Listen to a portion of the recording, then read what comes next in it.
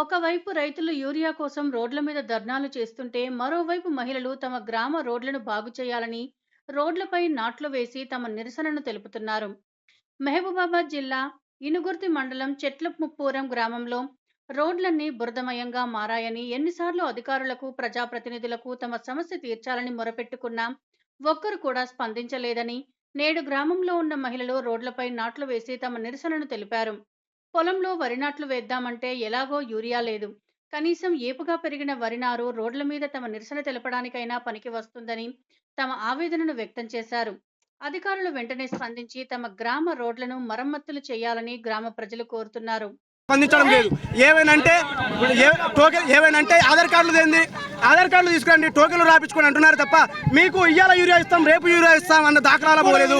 Agriculture ఆఫీసర్లు వెంటనే గద్దె నుంచి దిగి వచ్చి, వాళ్ళు ఎక్కడున్న గద్దె మీద దిగి వచ్చి రైతులకి ఎవరికి ఎన్ని యూరియా బస్తాలు కావాలో అన్ని అందించే విధంగా చొరవ తీసుకోవాలి. లేకుంటే మాత్రం అందరు స్థానిక రైతులం అందరం కలిసి జిల్లా కలెక్టరేట్ ని ముట్టడిస్తాం. ఖచ్చితంగా ముట్టడిస్తాం. రైతుల గోస ఎవరికి రావద్దు.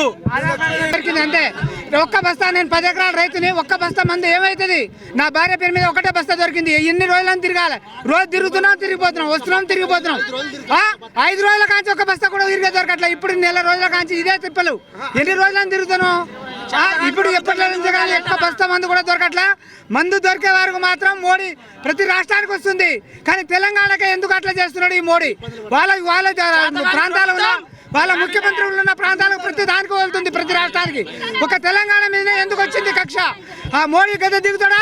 మాకు కావాల్సిన మా తెలంగాణ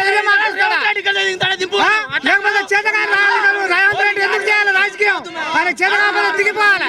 ఆయన రాష్ట్రానికి ఎన్ని టన్నులు యూరియా పడతాయని, ఎన్ని టన్నులు ఎమ్మటే తెప్పియాలి.